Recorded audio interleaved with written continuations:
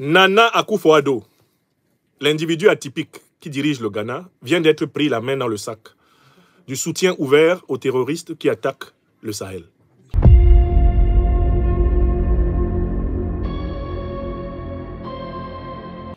Un article documenté de Reuters établit que le Ghana est la base arrière de repli de plusieurs groupes terroristes qui attaquent le Burkina, le Niger et le Mali. Je voudrais vous donner lecture de cet article de Reuters. Il a été publié hier. Hier, 24 octobre. Il est écrit par David Levis et Maxwell Akalare Adombila. Je le lis, je le traduis, parce que je n'ai pas pu trouver une version en français. Je le lis, je le traduis. Alors, translate page, English, French, est-ce que c'est possible? Voilà. Alors, très bien, je vous le lis tout de suite. J'ai la version en français. Au Ghana, les djihadistes du Sahel trouvent refuge et approvisionnement selon des sources. Des militants islamistes qui combattent au Burkina Faso utilisent discrètement le nord du Ghana comme une base arrière logistique et médicale pour soutenir leur insurrection. Ont déclaré 7 sources à Reuters, une mesure qui pourrait les aider à étendre leur empreinte en Afrique de l'Ouest. Les sources, qui comprennent des responsables ghanéens de sécurité et des diplomates régionaux, ont déclaré que les autorités ghanéennes semblaient pour la plupart fermer les yeux sur ces insurgés qui traversaient le Burkina Faso voisin pour faire le bilan de la nourriture, du carburant et même des explosifs, ainsi que pour les blessés traités à l'hôpital au Ghana. Mais ils ont dit cette approche tout en épargnant jusqu'à présent le Ghana du type d'attaques islamistes meurtrières qui ont affligé ses voisins. Cette approche risque de permettre aux militants de s'enraciner dans le pays et de recruter dans certaines communautés locales marginalisées. Le Ghana partage une frontière de 600 km avec le Burkina, le pays au cœur d'une insurrection qui a tué des milliers de personnes, déplacé des millions de personnes et, selon certains experts, transformé la région du Sahel en épicentre du terrorisme mondial, alors que des factions fidèles à Al-Qaïda et à l'État islamique étendent leur présence. Le Burkina Faso a perdu le contrôle de plus de la moitié de son territoire en tant que groupe pro-Aïda, connu sous le nom de JNIM. Un dirigeant du JNIM a déclaré cette semaine à la chaîne française RFI qu'il avait l'intention de pousser et de s'installer dans le Ghana, le Togo et le Bénin.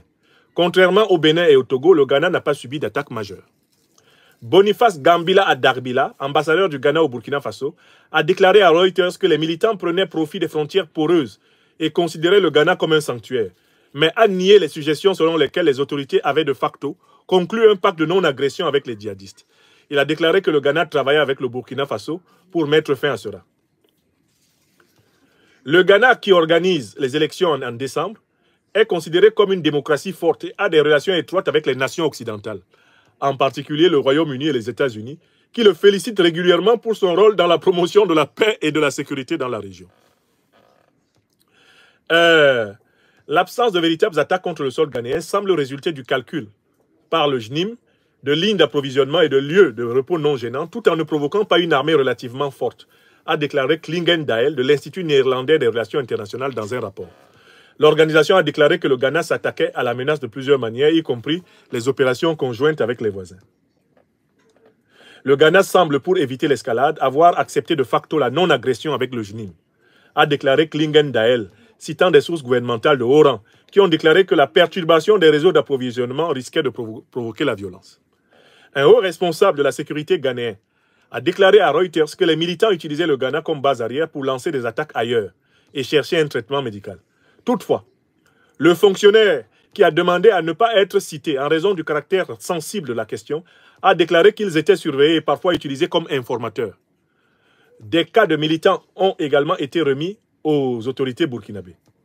Nous avons arrêté de nombreux terroristes dans le passé, nous les avons remis au Burkina, a déclaré le responsable, ajoutant qu'Accra préférait traiter les affaires discrètement. Le ministère ghanéen de l'information a refusé de faire des observations. Alors, très bien. Le Ghana est une pièce maîtresse de ce pivot vers la côte. Lorsqu'on leur a demandé pourquoi les militants s'étaient abstenus jusqu'à présent d'attaquer des cibles ghanéennes, le responsable ghanéen a dit « Vous ne détruisez pas où vous dormez, n'est-ce pas ?» Klingen Dael a déclaré que sur les 40 incidents enregistrés au Ghana en 2015, qui étaient soupçonnés d'être liés à des groupes terroristes, 2 seulement étaient liés à des violences réelles. Les autres ont impliqué des forces se déplaçant sur le territoire, essayant de recruter des combattants, ramassant des fournitures ou cherchant refuge.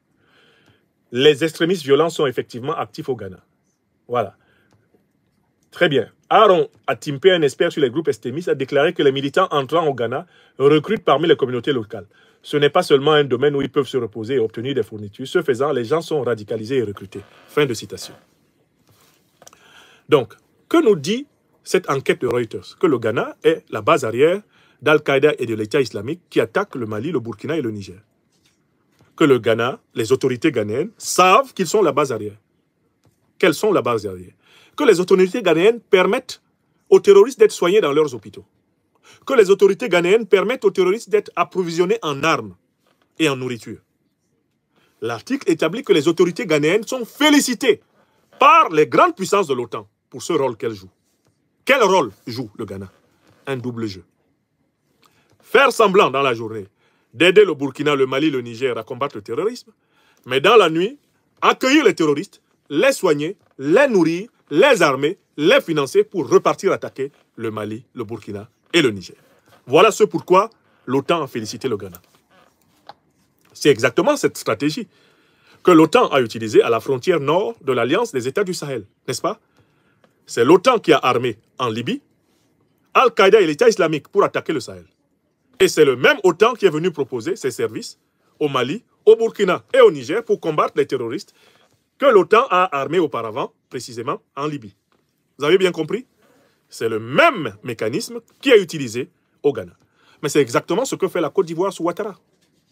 C'est exactement ce que fait le Bénin sous Talon. C'est exactement ce que fait le Sénégal sous Macky Sall et maintenant Diomaye Faye. C'est exactement ce double jeu que joue le Nigeria de Adebola Tinubu. Vous avez reconnu toute la théorie que je vous ai exposée ici de l'oignon géostratégique. En Afrique de l'Ouest, les choses se présentent comment? 1. Il y a les 3 États qui ont constitué la confédération de l'AES et leur armée. Autour des 3 États et leur armée, il y a les groupes terroristes. Autour des groupes terroristes, il y a les pays de la CEDEAO qui sont la base arrière des groupes terroristes. Et en soutien à tout ce monde, il y a l'OTAN. Je recommence. 1. Le cœur du noyau, l'AES, qu'on veut encercler et écraser. Quelles sont les troupes d'avant-garde pour attaquer l'AES? Ce sont les groupes terroristes. Qui soutient les groupes terroristes? Leurs bases arrières sont immédiatement dans les pays de la CEDEAO. Qui soutient la CEDEAO? L'OTAN. Donc l'OTAN, à travers les pays de la CEDEAO, entretient les groupes terroristes qui harcèlent et qui ensanglantent la confédération de l'Alliance des États du Sahel. Écrivez ça. C'est ce que j'ai appelé la doctrine de l'oignon géostratégique. Alors, pour briser tout cela, qu'est-ce qu'il faut faire? Il ne faut faire confiance à aucun pays de la CEDEAO dans la lutte antiterroriste. Il ne faut partager des informations stratégiques avec aucun pays de la CEDEAO dans la lutte antiterroriste. Le Ghana a essayé de faire des yeux doux au Burkina Faso. Le Burkina n'a aucun intérêt à partager ces informations géostratégiques avec le Ghana.